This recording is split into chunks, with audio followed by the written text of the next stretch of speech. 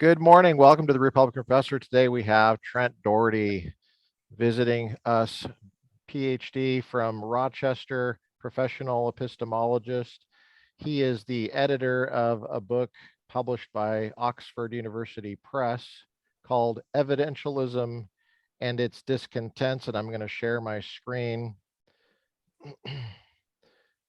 It's Evidentialism and Its Discontents, and it's about the role of evidence in defining knowledge, defining what counts as knowledge.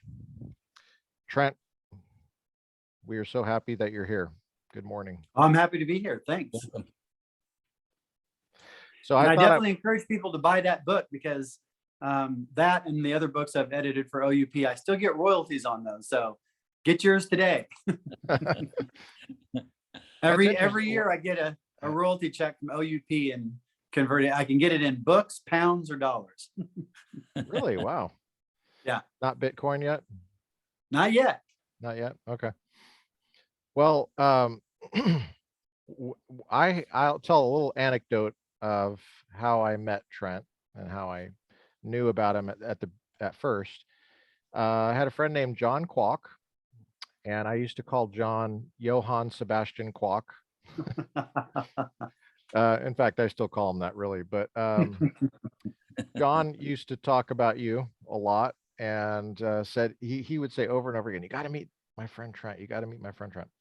And he was so impressed that you had so many kids and you were able to do so many different things. It seemed like you were an extrovert in philosophy, which is apparently rare, I guess. Like everybody's like an introvert. Turns out, yes. So if you're an extrovert in philosophy, then that means that you actually like people and you care about talking to people.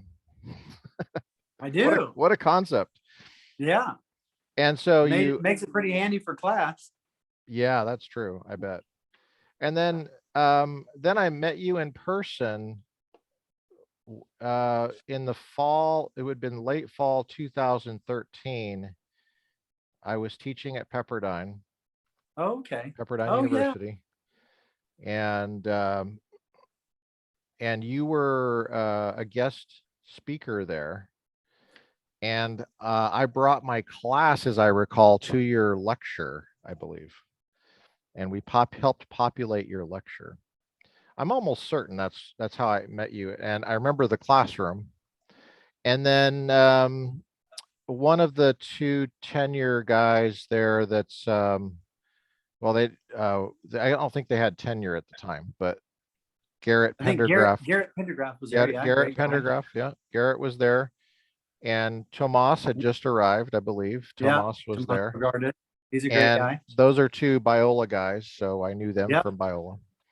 And Garrett invited me to come to Duke's with you guys. So we went to Duke's Barefoot Bar in Malibu. Yeah. And I hung out with all these rock star tenures, and I was the lone adjunct, and I just sat there with my water because I was the one driving. Everybody else was designated driver. Barefoot on that bar. No, actually, and your wife was there. Your wife was there, and I met her. Yep. And you guys were talking about doing some kind of crazy bike ride, and you're gonna like ride to Alaska and back tomorrow. And I was like, where do you get all this energy? Can I have some of that? So anyway, just born with it. Yeah, must be nice. So Curtis, did you have anything to share or anything to? No, apparently we were talking earlier how we met. It might have been at a conference, but we're thinking maybe Facebook, reacting to some of the comments that witty comments that I make about students here or there. Yeah. Well, in philosophy, it's you have to get your friends where you can, because it's such an ideologically small universe that if you see anybody not playing according to the script, you're like, oh, hey, this person's thinking outside the actual box. Mm-hmm. And I like to make those connections. Yeah, likewise. That's awesome.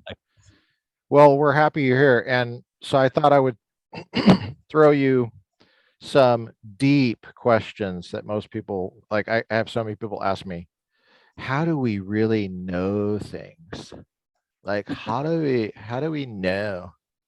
Well, anyway, this is like knowledge is your thing. You've thought a lot about it. You've written a lot about it. You've edited a lot about it. So I thought I would pose this question to you. How do we know things? Well, I'll not only talk about how we know things, but how we know things. Ooh, Beautiful. just went meta on you, huh? mind blown. Yeah. So I think so. As a preface, though, first is the deepness of the question. A lot of times, a question like that, I think when a student asks it, especially with that kind of intonation, what they're really asking is, how can you hold me accountable for that? Right. I think what they want. We've got this false dichotomy between knowledge and opinion. And unfortunately, Socrates is somewhat to blame for this because the distinction between episteme and doxa in Greek has been presented by a lot of epistemologists as a very binary concept. There's either you know it or it's an opinion. And then also the way the word, doxa is translated opinion. Well, that doesn't necessarily mean the same thing that it means today, or doesn't have the same connotations as it does today. Because in his day, opinion meant something like, well, it is a respectable belief, but it lacked certain important key properties for this really honorific status of knowledge. But today, the word opinion connotes, you got your opinion, I got my opinion. And there's no accountability whatsoever, right? No accountability. You can't question somebody's opinion because this is America. It's a free country. Oh, right? I see what you're saying. So I think really the origin of that question with that intonation in those contexts is it's a challenge to say, you can't hold me accountable for defending my beliefs because we've got this binary thing. And if it's mere opinion, I can do whatever I want. And then they set the standards for knowledge so high that they think it's impossible because they're using the word knowledge to express something like absolute proof or something like that. Now, when can I just ask a clarifying question just really quick about opinion? Your audio is actually better when it's over here. Oh, okay. Yeah. Okay, great. So, do you believe that the word opinion now means belief? I think it is often used synonymously with belief. And we also have the same dichotomy that if you believe, you can believe whatever you want because it's a free country and it's part of pluralism, that I get to believe whatever I want and you can't force your beliefs on me. Okay. So again, I think a lot of this is just, is a conceptual smokescreen for wanting to not be accountable for defending one's beliefs, opinions, commitments, and ultimately actions, because belief is an action guiding mental state. And so I really think that if we want to set this in a broader, more important context, it's not just a philosophical puzzle. It's actually, there's a sociological dimension here to how we use these words, because words can be used to convey power and to express norms, whether they're psychological or social or whatever. And so, but fortunately, I think there are philosophical answers to the question that help diffuse that situation. And the concept of evidence is wonderfully poised to do that. And here's why. So my PhD is in philosophy, but my dissertation, half of my dissertation committee, including the chair of my dissertation defense committee, were in the linguistics department. Okay, so Richard Feldman was my dissertation advisor, but the chair of your committee is a different person sometimes. And mine was in the linguistics department, and the chair of the linguistics department was on my committee as well. Trent, tell people the significance of having Richard Feldman as your dissertation chair. Well, so in 1984, I think it was, Richard Feldman and Earl Coney wrote a seminal article in philosophy called Evidentialism.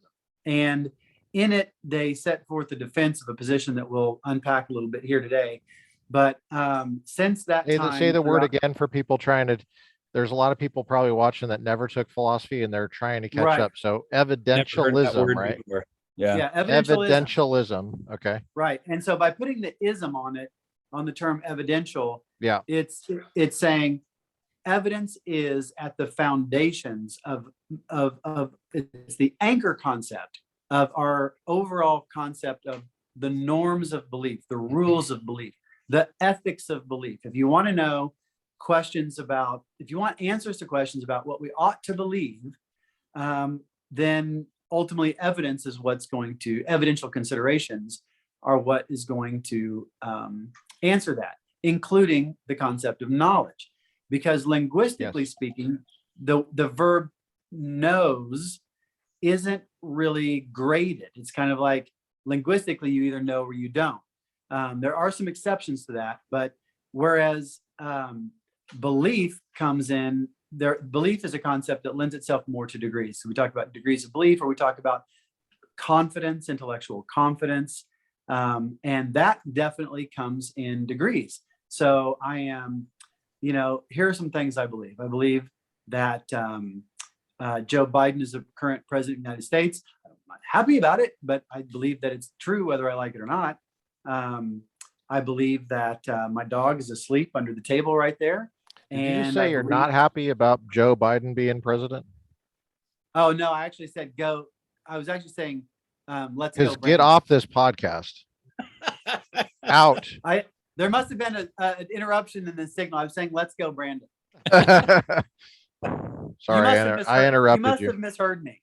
I guess sometimes statements Good catch about Joe Biden sound like other things. So yeah, it wouldn't be the first time. How do we know? Anyway, Trent.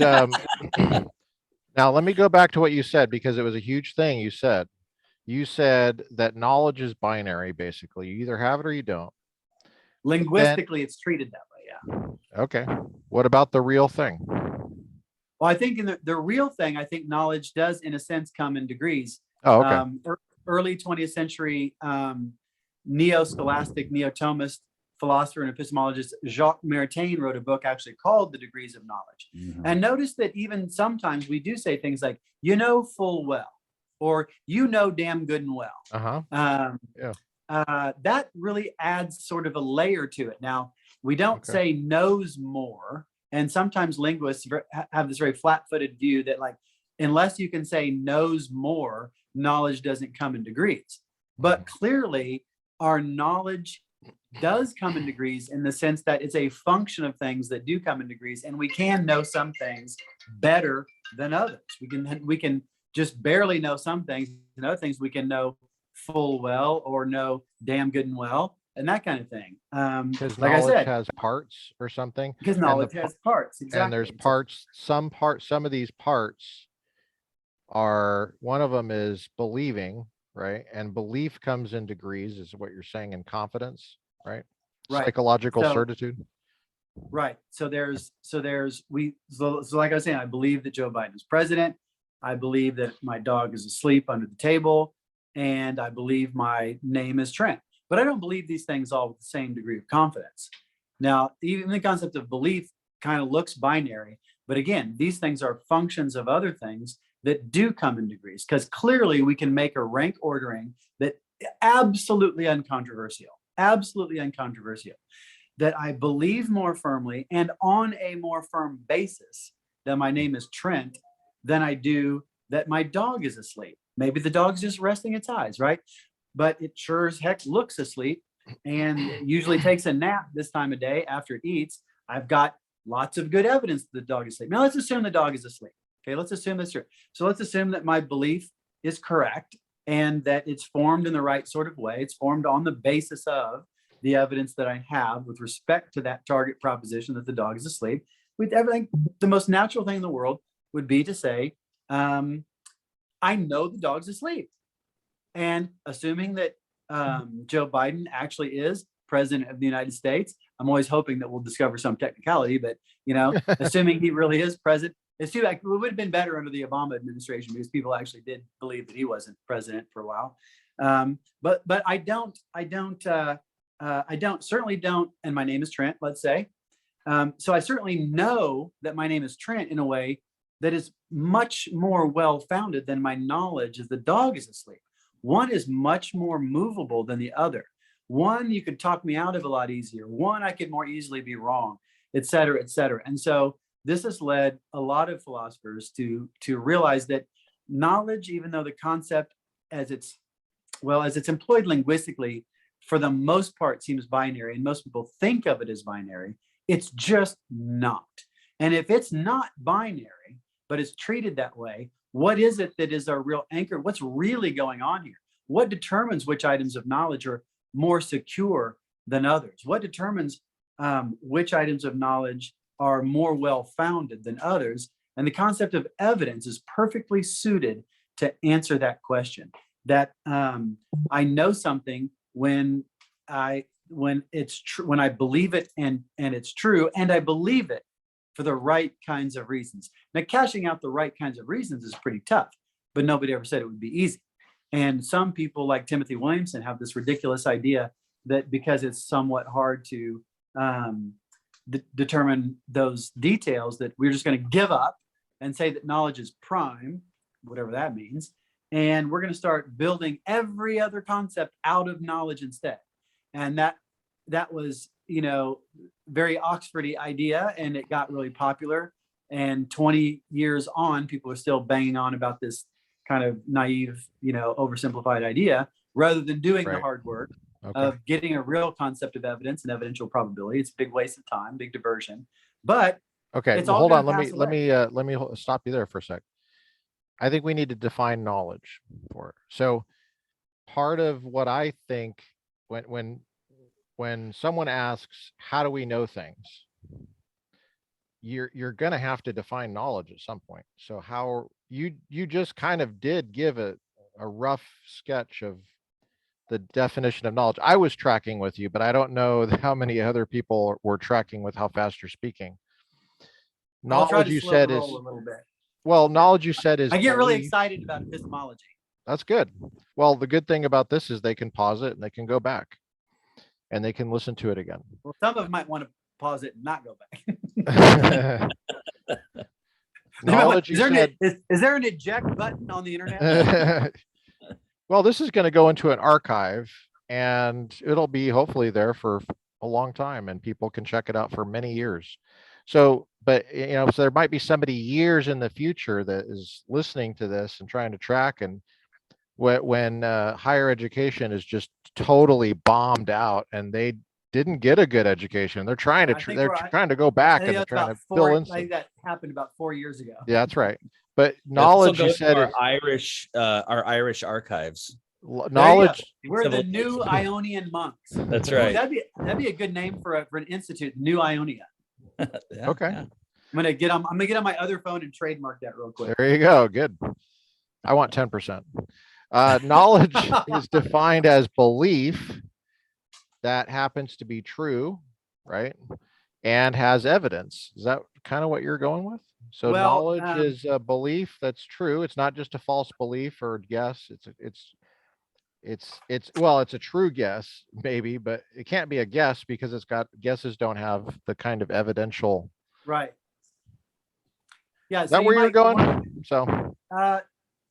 So one broad notion that people have said. So okay. So there's degrees of specificity, right? You can give definitions that are extensionally correct, that capture all and only the things attempting to be defined, but those aren't necessarily always illuminating. So Socrates' example was defining human beings as featherless bipeds. Now he'd never been to Australia, so at the time, the phrase featherless biped captured all and only humans, but it didn't really say anything about the essence of what it is to be human. So there are merely and then there are definitions that define, put a fence around the concept, and that's somewhat helpful. And then there are definitions that can be more or less informative about the thing being defined. And the best definition, says Aristotle, is one that captures the essence of the thing. So he defines a human being as a rational animal. And that since rationality is at the core of our essence, that's the best definition you can give of a human being, much better than featherless biped, even though both phrases are extensionally correct. They name all and only the same things. So I think when we talk about the definition, we're already off a little bit to the wrong foot. We want to talk about ways of capturing the idea and definitions. That there might be a 40,000 foot definition, and we can zoom in after that. I think the best place to start is that knowledge is non-accidental true belief. Okay, non-accidental true belief. And then there are, say it one more time for everybody. Non-accidental true belief. So you believe it, and you're right, but it's no accident that you're right. Like you said, it wasn't a guess. Why is knowledge not false? Well, look, I don't really care about this, to be quite honest. People, we certainly linguistically sometimes will say, you know, a million headlines. Everything you knew about X turns out to be false, right? Everything you knew about everything you knew about eggs turns out to be false. But you didn't really know it, right? You didn't know it? Right. Okay. Well, look, you can say that, or you can say, okay, well, sometimes knowledge is false. I did not know that Santa Claus existed, is what you're saying. Well, that's my preferred way of going. Like people say, Okay. Another thing people often say is, well, everybody used to know the earth was flat. And one way to go is to say, I hate that. Okay. Well, they thought they knew that, and they had really good evidence that they knew it. Because remember, we talked about there's knowledge about knowledge too. And when any self-aware person thinking about the shape of the earth, it is going to think, well, gosh, they're going to know what their reasons are, and they're going to say, well, yeah, here are my reasons for thinking the earth is flat. So not only do I now know that I know. So they had good reasons, let's say, for thinking the earth was flat. And that's a good way of explaining what sounds right about the phrase. What would be a good reason to think the earth is flat? Well, it sure as hell looks flat. I mean, I'm from Colorado, so I've never thought that the Rocky Mountains were flat. It certainly looks flat in various places, and Yes. it may not look flat in your immediate. Even in Colorado, there are parts of Colorado, eastern Colorado looks flat. Lyman looks flat, and at any rate, a flat surface can have variations. Okay, the Earth itself is flat, and then it just has areas that are not flat. But the overall shape of Colorado looks flat. You stand up on a mountain. Actually, on a 14er, you can kind of see the curvature of the earth. But again, most ancient people didn't have a view of the earth from 14,000 feet. And most people, the most area of the earth they would ever have seen would have been out to sea. And to a certain extent, the horizon might look, but still, it's perfectly reasonable for a person of that era to say, yes, the earth's flat. I think that's perfectly reasonable. It's a perception. You're just looking around, and you trust your eyes. Yeah, Your eyes seem to be okay. It's the same reason we believe 90% of everything else we believe, because we look around and it looks that way. Yeah. And we've got no good defeater. We got no reason to not believe it. Now, sometimes if I look and I see my dog has is pink and has the head of an elephant, I think, and I know I'm on a new medication. Yeah, that's good. I think, because I'm bipolar and I take medication for bipolar, and suppose my psychiatrist recently switched my meds, and I look at the dog and the dog is pink and has a trunk. I think, okay, well, it seems like it looks that way to me, but I also have good reason to think that that's an unreliable perception.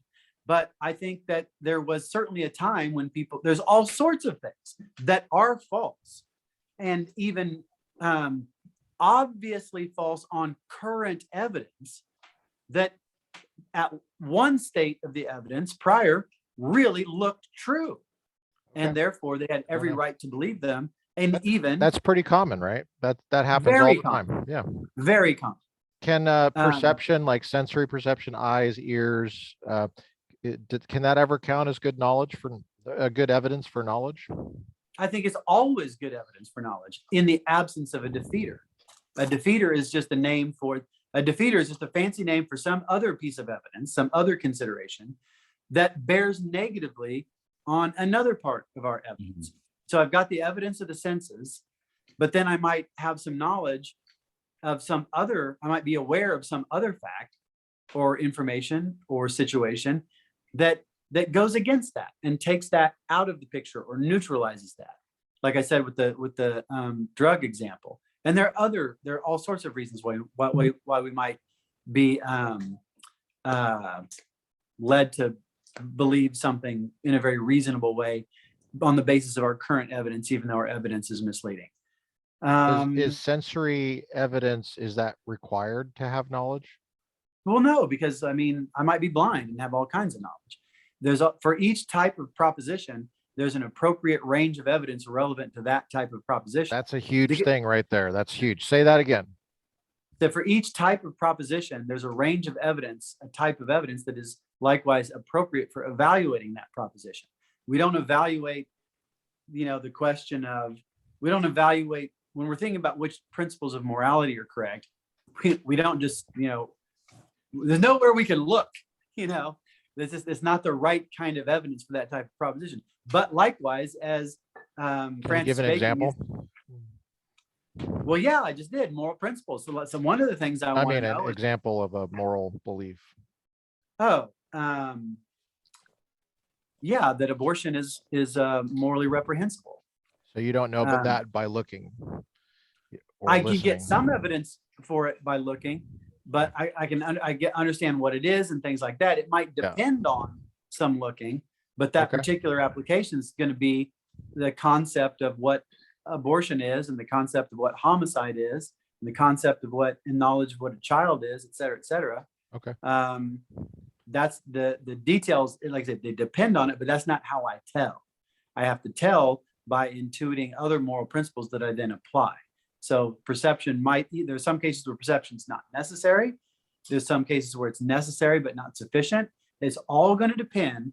The range of evidence that's relevant is always going to depend on the character of the proposition being evaluated. For a mathematical proposition, or like, for example, I used to do a lot of advanced logic and set theory, and we'd think about things like the axiom of choice. And, you sit there and you think, you just got to think about it, and you can't, there's nowhere you can look at all to get help with the axiom of choice. You just have to do certain deductions, or, if I can do a truth tree on the corresponding conditional to modus ponens. Well, maybe I got to use my eyes to draw the lines, but that's not how I'm telling. I could technically do that in my head if I was smart enough. So anyway, there's always, I like drawing it out. Curtis, did you have anything you wanted to get in here? Honestly, I'm just soaking this up. This feels like I'm back in epistemology class. I'm sitting in an epistemology bath. It's great. I'm soaking. Yeah. Truth trees and logic. So this is what I got so far, because I know I cut you off, Trent, and I know you're going somewhere, but I just wanted to summarize. You have I just want to summarize. Okay, so we got a definition of knowledge, but you said there's different kinds of definitions. And so you got to clarify what you mean by that. We're trying to get at the concept, the idea of knowledge, which is a non-accidental true belief. So it's non-accidental means that gambling in Vegas, that doesn't count if you hit the jackpot. You have a true belief. Let's say that the gambling you're doing involves a belief of some kind, like you have to pick a number, for example.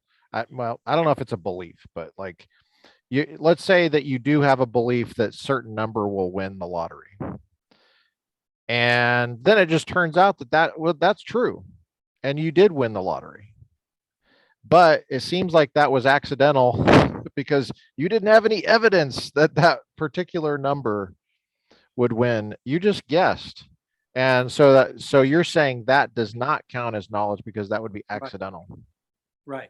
So you're saying I think what you're saying is, tell me if this is fair.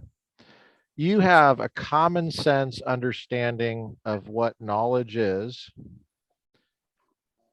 and you're trying to just put that in words that makes that captures as much common sense as possible. Is that fair? Yes, and that's because I'm Okay. the grandson of Roderick Chisholm, and I do a type of philosophy where definitions are generalizations over cases, paradigm cases. So I can actually even do without definitions if I have enough paradigm cases. Where do you say Because I that? can. Where did Where- Chisholm say that? He says it all over. Just an example. The method is on display in his little book, Theory of Knowledge. Theory of knowledge. Okay. And in a book called Perceiving. Okay. Chisholm is spelled Chisholm, right? HOLM, I believe. HOL. Okay. But Chisholm. Roderick Chisholm Yeah. is a key guy. Okay, cool. The key guy. Agreed. Person And all object, the RFs, all of the RFs were influenced by him. Richard Feldman, my mentor, Richard Fumerton, one of my other mentors. We call him the F-bomb because He was at Iowa, right? he was at Iowa, and he's a fairly conservative Canadian philosopher, he's an absolute unicorn. Does he He's an like amazing- guns? Does he have guns? I can only assume so. If he's Canadian, I have to ask. Yeah. Well, no, But he's in Iowa, so he's been in Iowa for a long time. okay. So we got Feldman. I've met Richard Feldman. Feldman, Richard Fumerton, and Okay. Richard Foley. And they're all really great internalists, essentially evidentialists, foundationalists, epistemologists. And although there's a Okay, lot of you differences. just dropped like 4 technical terms right there. Internalist, So we covered that one. evidentialist, Foundationalist. foundationalist, and another one, epistemologist. Well, Okay. internal. Yeah. So What's epistemology? What, because like a lot of people, they don't have any. It's not required to take epistemology. Do you think it should be required in college? Well, It's not required. People don't know what well, I we're don't talking think, about. well, if you're going to go to college, you might as well have it. And I mean, my hesitation there was I don't know that college is the best place to learn it. I think you should just get the books by those guys and read them. How do you College- get it? Oh, sorry. No, Go ahead. I was just going to say, as it turns out, college isn't the best place to learn a lot of things. Yeah. And do you have any examples, Curtis? Wanna Common list them out, sense, buddy? yeah, we can. All those Diet Dr. Pepper parties at Biola for your undergrad. Right. Oh yeah. Yeah. Diet Dr. Pepper. You stay out too late and you get a tattoo of Psalm 91. Tramp. Oh, well, anyway, okay. So Trent, can you tell us maybe an anecdote or something about how you got interested in philosophy and Oh, yes, that's specifically really easy. specifically epistemology? How old were you? Well, to tell you the truth, Lie to us. yeah, it was honestly, I mean, in a sense, it was in grade school. It was very that's evident pretty by early. it was very evident in grade school that I was very good at math. And I did reflect upon why I liked math so much over and against English and all that. It was clear to me that in thinking about that, one of the reasons was I could do proofs. Now proof doesn't mean that I'm certain of my conclusions. It means that I have a method of determining an answer and that there was a verification procedure. And so I knew that was a thing and that I was into that. And then my sophomore year in high school, I transferred from the little tiny country school to the big city school, and I had a atheistic professor or teacher who had a master's in psychology. And so this was in the 80s, and he was in his 50s at the time, 40s or 50s at the time. So he was steeped in logical positivism. So he saw that I was precocious and mathematically minded, and Logical gave me- positivism is a flawed philosophy that was really popular at one time. Mhm. Just letting people yes, know. and I actually have a really nice explication of that in the recently released Cambridge History of Philosophy volume that goes something like 1900 to 2015 or something, or 1945 to 2015 or something like that. It's the most recent edition of the Cambridge History of Philosophy. And my chapter in philosophy of religion starts with a detailed analysis of logical positivism. Go back to this guy. This guy was in his 50s. Was he a logical positivist, or Oh yes, he was a hardcore. He was A.J. Ayer and in Bertrand the Russell. 80s? Wow. Wow. Okay, so he was Yep. the last one. That's right. Yeah, Well, but so look, it's like a lot of these guys. When was he in upset that grad Reagan was president? Oh yes, he did not like What that a bit. shocking correlation. Where's my Yeah. glycerin tablets? Okay, That's so right. so I'm having a I'm so shocked. So anyway, okay, so tell us this story. Did he have a huge impact on you?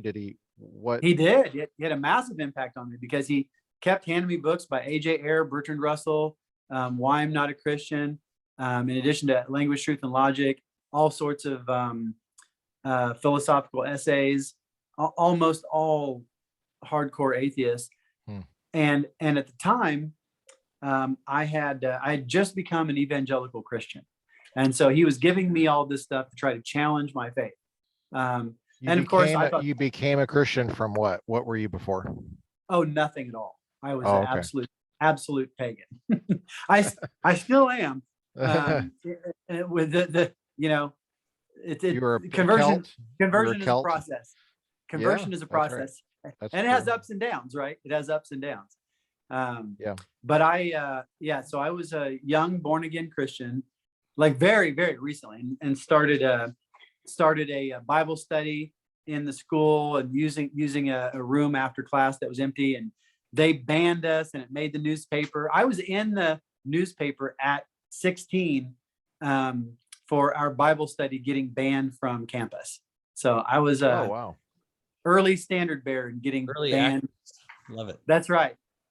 So that instead of turning you away from philosophy, that drew you to philosophy?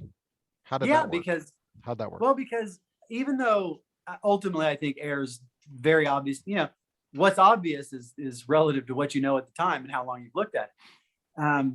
Even though I now see what's wrong with it, at the time it was at least an intellectual challenge.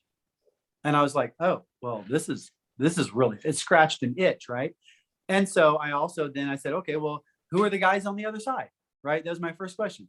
Well, okay, not everybody's going to agree with this. And I had another teacher who also had his master's in the Talented and Gifted program.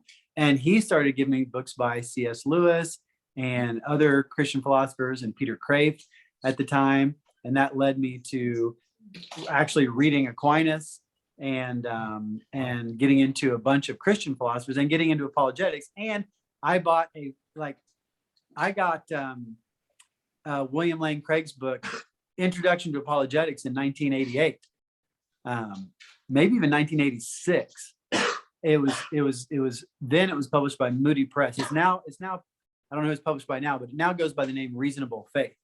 But this was essentially his big treatise with an analytic outline. And so I loved this dialectical process of determining and evaluating arguments on both sides, comparing them together. And I loved it. And I found that the stuff in Christian apologetics was way, way better than the stuff on the other side. And he gave me I can't remember when Dawkins's Selfish Gene was published, but I feel like it must have been in the 80s, because I think it was him who gave me that book. But if it wasn't that, it was something like that, some precursor to The New Atheist. And I just thought, well, this stuff's kind of clever in a way, but it doesn't hold a candle to this other stuff that I'm reading. And so my faith was actually strengthened through that. And I thought, well, I want to go on and do the same thing. I want to write on this stuff. I want to pay it forward and write stuff that helps people figure this out and analyze stuff. And so that's what I did. One of the That's areas good. of philosophy is, oh, sorry, Curtis. No, just making comments. I saw your, yeah, I didn't want to. No, it was just great. Anytime Curtis is talking, I always shut up because I want, I don't talk much, but when I do, no, I'm just No, you have total veto power. Anytime Curtis talks, I shut up. Go ahead. Go on with what Did you you're call doing. me a goat head? Jeez. I did. I'm trying to be nice to you. No, but I was going to say, go back to the word epistemology, just so if someone is just a little intimidated by this, I would just say, don't be intimidated by Trent at all, because this is kind of, he's not, he wants you to learn, and he wants you to be stretched, and he wants you to give you a sense of how much is out there. But let's just categorize where we're at. We're in epistemology, which is in philosophy. Epistemology is the study of, well, it's usually knowledge. called the study of knowledge, because episteme is a Greek word for knowledge, but episteme has other meanings besides knowledge. It's a bit elastic there, but it's usually called that. But like all terms, what got you into the study of knowledge? What got you into epistemology? How did you know? When did you come to believe this is what I want to do? This is it. 1989. I graduated high school. I graduated high school in I guess it would have been 1990 then. Sorry, yeah. Okay. I graduated high school in 1990, and I went to Liberty University to study. Norm Geisler had made me his research assistant. No way. And are you serious? Yeah. Wow. Yeah. That's cool. The associate pastor at my church had been his TA at Dallas Seminary, DTS, which is now I'm in Fort Worth, not very far from DTS. And now I've had some of my own students go to DTS now. But when my associate pastor was at DTS, he was Norm's graduate assistant, and also won the Norm Geisler Award for apologetics there. And so when he interacted with me, he's like, geez, there's this 17-year-old reading, Summa Contra Gentiles, and reading Kierkegaard and Maritain and Thorsten Veblen and A.J. Ayer and Bertrand. I was just this he's like, so he brought in Norm to give a presentation, and then we went out to had sort of a private thing together. And at that time, on the spot, Norm offered me a research assistantship at his Liberty Center for Research and Scholarship. And I said, does this mean I get to go on reading? Yes, I'm in, So I went there, and I was getting my books. It was before classes had started. And I actually had signed up for classes with JP Moreland. And between the time I registered and went, he left. Oh, man, I'm so sorry to hear that. We had him on yesterday. But, oh, did you really? Yeah. Oh, that's so funny. I have the utmost respect for him in so many ways. But most of all, because Scaling the Secular City, when I was in high school, you talk about, my copy of Scaling the Secular City, only the Bible is marked up more. And also his book on science. What was that called? Christianity and the Nature of Science. Yes, I absolutely love that book so much. Me too. Because again, it got me into the idea of methodology, right? Yes. It's not just you sort of ponder it, which is at least better than just taking it from the headline. Yeah. But the idea that there was a method and a process, and also the revelation that the picture that I'd been given of the scientific method was just a toy. Absolutely love it. Yes. But that's huge right there, what you just said. That's huge. So huge. I mean, that we could do a whole episode just on that right there. Just on the method. Let's do it. Yeah, people need to hear it. Now that science now that the progressive left has taken the science as it's actually science held hostage. What was your quote again? You said it's a toy. Science hoods they put on. You said it was did you say toy? The method that you had been taught of science, Yeah, it's like a It was little like a toy model. It's like a toy little model. Yeah, piece that's of good. That's tinfoil. good. That's really good. Because it's not like it's diametrically opposed to the truth. It's papier mache. You just poke it and it falls apart. Well, yeah, You know? we're taught about the scientific method, the way they want it to be set, but we're never taught about the problem of the criterion No. behind it. Or You know, the demarcation problem, or exactly. the difference between forensic science and operational science. And Yes. I mean, it's garbage. The idea of and it's usually paired with the fact value distinction or the fact opinion distinction, Which apparently can never be put together. no, it's science education in grade school is absolute garbage. Yeah.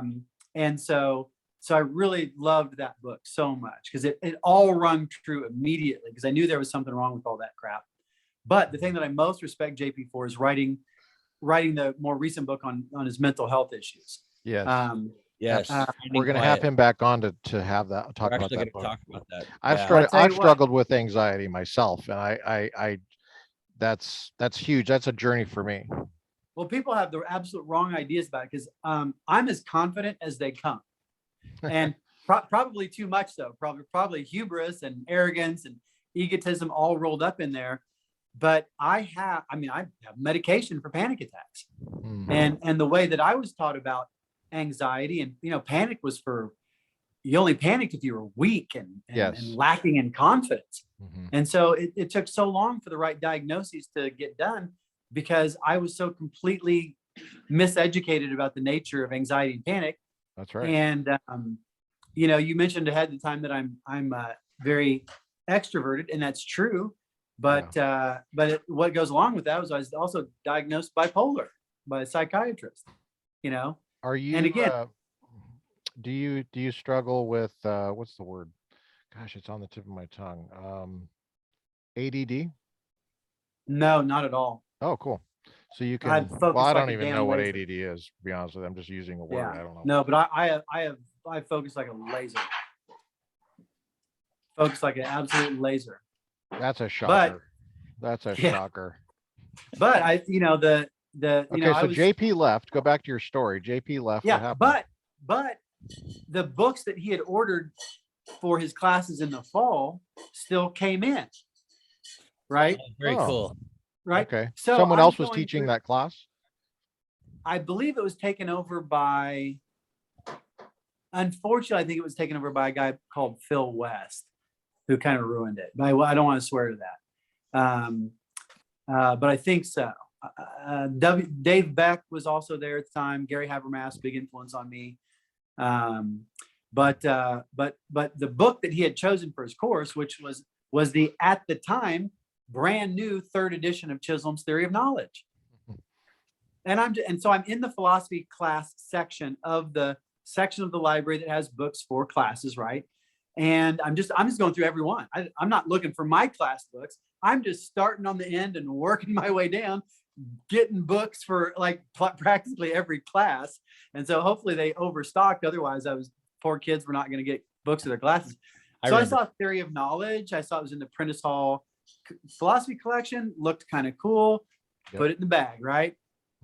And once I started reading that, holy cow, Chisholm just absolutely drew me in, and I loved it. And then it's kind of funny because from then exactly 20 years later, I'm getting a Ph.D. with one of Chisholm's most hand chosen students, most tutored people, Richard Feldman, and then hanging out with his other students. Like did Richard Feldman study under Chisholm? He did. Not because Chisholm was at UMass, but there was an exchange program between UMass at Brown. There's an exchange program with UMass. And so Rich would drive to the airport, pick up Rod, drive him to his hotel, take care of him, take him to dinner, take him to class, be in an intense seminar with him, and went around with him everywhere. And so he had all of this, intense one-on-one time with Rod, not just the seminars in which the 2nd edition was being written, but also all that interstitial time where we all know the real philosophy happens. Yeah. But Rich and Earl are both acknowledged in either the second and or the third editions, because they were students in the class when he was writing those books. And he would come in, and Rich said he'd come in, he'd write up one of his principles and then stand back and say, what do you think of that? And these UMass students, they'd be like, well, but isn't this an exception? He'd be like, okay, and here's how I get around that. And they would just literally just chisel them away at these principles the whole time. Did you ever meet Roderick Chisholm? I did, unfortunately. Okay. Nope. But I was surrounded by his people. I'm a UME. Everybody on my dissertation committee was a UMass grad. Oh. So they had all studied with Gettier as well. Oh, wow. So Wow, you're that's like a grandchild of Gettier and Chisholm. Chisholm. Yeah. That's cool. For those who don't know who Gettier is, he's probably like the most famous person relative Gettier counterfactual reversibly proportional to what he wrote, how many pages he wrote, because he only wrote like a napkin or something. Like he wrote like 3 pages, not even 3 pages. I think it was on a napkin or something. Well, it hit certainly the is justified true belief knowledge in 1963 was came, I think in the published form, came to like 3 pages. Yeah. And he didn't even want to write it. He was told he had to write something to get tenure. So he just like wrote it down. Oh my gosh, that's so funny. But hanging out at UMass with his students and being taught by his students, definitely the guy was unbelievably sharp. Yeah. He had to be. So he wasn't lazy. It was just like, maybe he had other hobbies. He had other hobbies. He had another life. He liked all kinds of other philosophy. Yeah. Okay. Like Curtis said, Gettier counterfactuals. I mean, he liked the whole panoply of philosophy. He even did moral philosophy. He just didn't want to be pinned down. And he was, these guys back then, this was really before publish or perish. And they're like, what is this publish crap? You know? Well, I'll write a big fat book once every 5 years and you'll like it. What do you think about publish or perish? Is that a good way to run higher education? Tell us why. Tell us why. Well, first of all, let me say, I say this as someone who did great at it. You were good. So it's not like you're angry because you never got published. No, you there's have no a ton of sour stuff. grapes here. No sour. I had a top 10 journal publication in my master's. When I was working on, before I finished my first master's degree, I'd published in PPR, Philosophy and Phenomenological Research, one of the oldest and most prestigious journals, with no revisions. It's just a code. It's just a code. And if you can crack the code, it's easy. It's so easy, it's boring. And my list of publications is as long as my arm. So this is not sour grapes at all. But what it does is it does 2 things. It distracts people from depth work, okay? Keeps them scattered about trying to get their quantity rather than their quality. And it turned so much is produced that we have to have selection criteria that don't depend on quality. So it becomes a popularity contest. Mm-hmm. Okay. So it just becomes that's huge what you just said. Yeah. So huge what you just said. So the popularity contest, and who's going to win that? Power Who's brokers. going to win that? Who's going to win that? For the most part, power brokers. You have to be liked. You have to be liked by a majority of people. And if there's sociologically, there's certain kind of people there, and only those kind of people, like with a certain political view, for example. Yeah. Who are sensitive to any kind of subtle connection that what you're saying has anything to do with any kind of culture war or anything like that, or political party. Woke. Yeah. So philosophy is the most conservative discipline I've ever been involved in that sense, the most insular and the least open to new ideas. Because remember, I studied theology, I studied political science, I studied Greek and Latin, classical languages. There's no question. The absolute most closed, insular, tightly guarded intellectual system I've ever encountered is contemporary academic philosophy. Wow. I would love to trail on that, but I was writing still. I'm behind in my notes a little bit, Well, we may which have is to have fine. a part 2 to this because I'm Yeah. Let me up just against my limits. Okay, so publish or perish is bad, is what I was just writing, because it prevents deep work. Well, it's bad for education in terms of, so that's a nice thread that we should really head out. Can I just ask you, what does it take to make it in as a professional professor of philosophy? Pre-Trump or post-Trump? Because it's absolutely different. Hmm. Pre-Trump, you just had to know the right people and kiss the right asses. I was very good at that, quite frankly, because I am precocious. I, somewhat by luck. Whose ass did you kiss? You don't have to answer that. I'm just kidding. But you did kind of just walk right into that but Yeah. Okay, so pre-Trump or but post-Trump. I did. I love how honest you are. I love that you're so open about your struggles and your personal issues. It's refreshing to me. So many people are closed off. There's a lot of fear, I think. There's a lot of falseness, and I think it's because of fear. Fear of losing reputation. Fear makes sense in a world of a social media feeding frenzies. Yeah. Absolutely. Well, trial by mob. That's trial right. by online mob. They have a right to fear. It makes perfect sense. Sure. But it's not good. It's not good for us because it prevents the truth from getting out. And over time, if the truth involves something that's destructive to your culture, your civilization, over time, that can't be corrected. How do you correct it? We really thank you for sharing everything that you've shared today. And I do believe that we need to have you back on to chase down some of these other threads. And I know that you got to go and we got to go, and we want to be respectful of your time, Dr. Dougherty. Is that how you say your last name? You said it just right. In Scotland, it's Dr. Dougherty. Oh, cool. But yes, Dougherty. You're one of the few people to get it right. So, Dr. Dougherty, Ph.D., we thank you for sharing your knowledge. Curtis, you have anything else? I just want to say briefly, I really appreciate you sharing the process from high school on. Really, we kind of got a little bit of an autobiography there of how you got into what you're doing, because people who are going to be listening to this, they haven't had the education we've had.